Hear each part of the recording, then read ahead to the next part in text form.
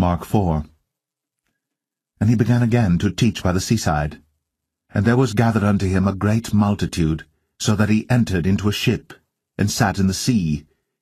And the whole multitude was by the sea on the land.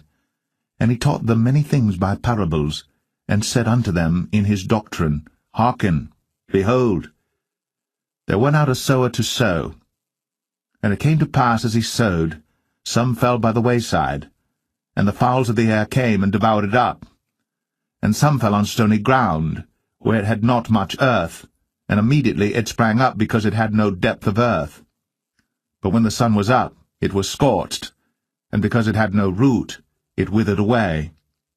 And some fell among thorns, and the thorns grew up and choked it, and it yielded no fruit. And other fell on good ground, and did yield fruit that sprang up and increased, and brought forth some 30, and some 60, and some 100. And he said unto them, He that hath ears to hear, let him hear. And when he was alone, they that were about him with the 12 asked of him the parable. And he said unto them, Unto you it is given to know the mystery of the kingdom of God. But unto them that are without, all these things are done in parables, that seeing they may see and not perceive, and hearing they may hear and not understand, lest at any time they should be converted, and their sins should be forgiven them. And he said unto them, Know ye not this parable? And how then will ye know all parables? The sower soweth the word, and these are they by the wayside where the word is sown. But when they have heard, Satan cometh immediately, and taketh away the word that was sown in their hearts. And these are they likewise which are sown on stony ground, who when they have heard the word, immediately receive it with gladness, and have no root in themselves, and so endure but for a time.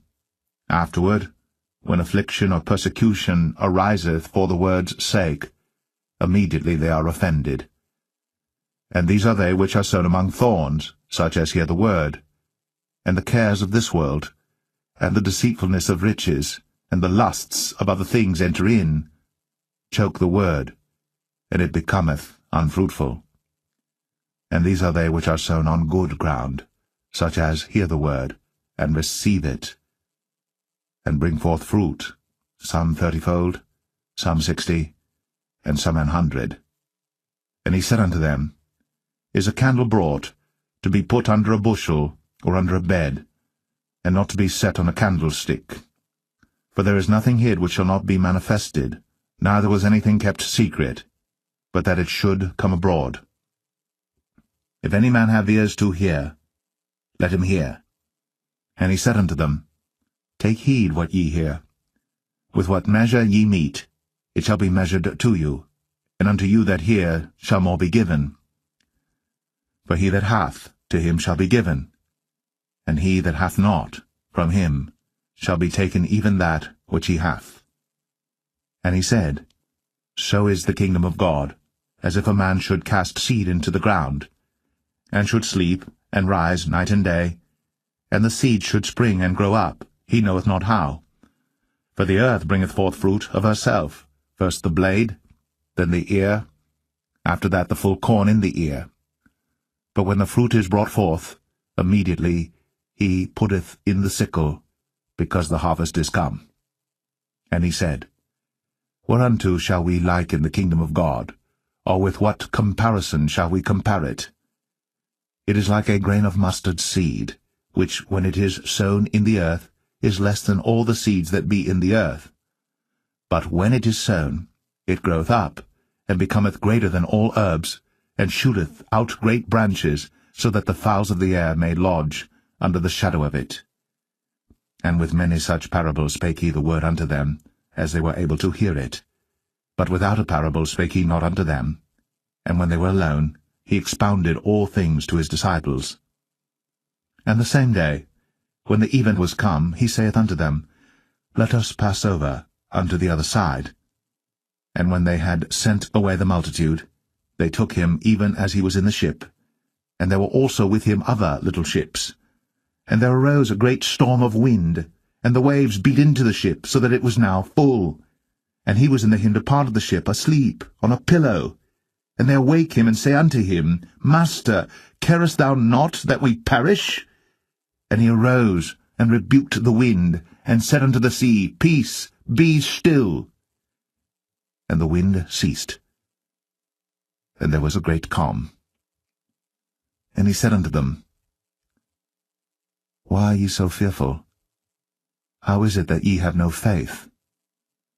And they feared exceedingly, and said one to another, What manner of man is this, that even the wind and the sea obey him?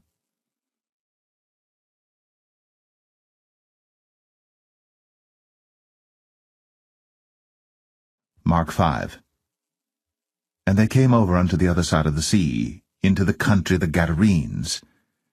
And when he was come out of the ship, immediately there met him out of the tombs a man with an unclean spirit, who had his dwelling among the tombs, and no man could bind him, no, not with chains, because that he had been often bound with fetters and chains, and the chains had been plucked asunder by him, and the fetters broken in pieces. Neither could any man tame him. And always, night and day, he was in the mountains, and in the tombs, crying and cutting himself with stones.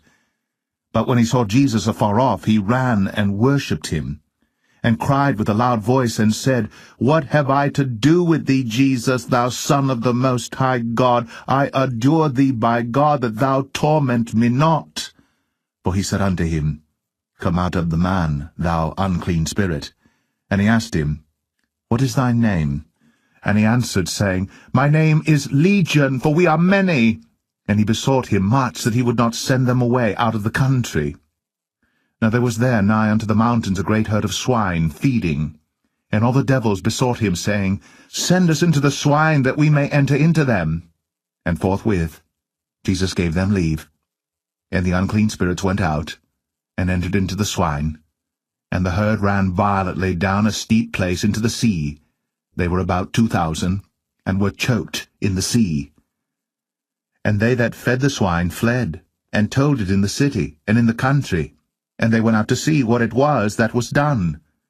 And they come to Jesus, and see him that was possessed with the devil, and had the legion sitting, and clothed, and in his right mind. And they were afraid. And they that saw it told them how it befell to him that was possessed with the devil, and also concerning the swine. And they began to pray him to depart out of their coasts. And when he was come into the ship, he that had been possessed with the devil prayed him that he might be with him. Howbeit Jesus suffered him not, but saith unto him, Go home to thy friends, and tell them how great things the Lord hath done for thee, and hath had compassion on thee. And he departed, and began to publish in Decapolis how great things Jesus had done for him. And all men did marvel. And when Jesus was passed over again by ship unto the other side, much people gathered unto him. And he was nigh unto the sea. And behold, there cometh one of the rulers of the synagogue, Jairus by name. And when he saw him, he fell at his feet, and besought him greatly, saying, My little daughter lieth at the point of death. I pray thee come, and lay thy hands on her, that she may be healed, and she shall live. And Jesus went with him, and much people followed him, and thronged him. And a certain woman, which had an issue of blood 12 years, and had suffered many things of many physicians, and had spent all that she had, and was nothing bettered, but rather grew worse, when she had heard of Jesus, came in the press behind, and touched his garment. For she said, If I may touch but his clothes, I shall be whole. And straightway the fountain of her blood was dried up, and she felt in her body that she was healed of that plague. And Jesus, immediately knowing in himself that virtue had gone out of him, turned him about in the press, and said, Who touched my clothes? And his disciples said unto him, Thou seest the multitude thronging thee, and sayest thou, Who touched me? And he looked round about to see her that had done this thing. But the woman, fearing and trembling, knowing what was done in her, came and fell down before him, and told him all the truth. And he said unto her, Daughter, thy faith hath made thee whole. Go in peace, and be whole of thy plague. While he yet spake, there came from the ruler of the synagogue's house certain which said, Thy daughter is dead. Why troublest thou the master any further?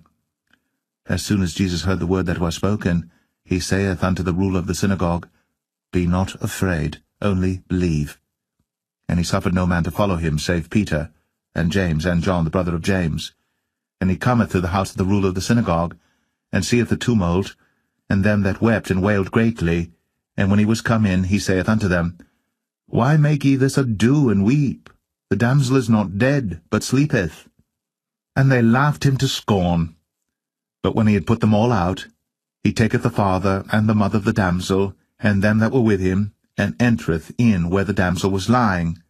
And he took the damsel by the hand, and said unto her, Talitha cumi, which is, being interpreted, Damsel, I say unto thee, arise. And straightway the damsel arose, and walked, for she was of the age of 12 years. And they were astonished with a great astonishment. And he charged them straitly that no man should know it, and commanded that something should be given her to eat.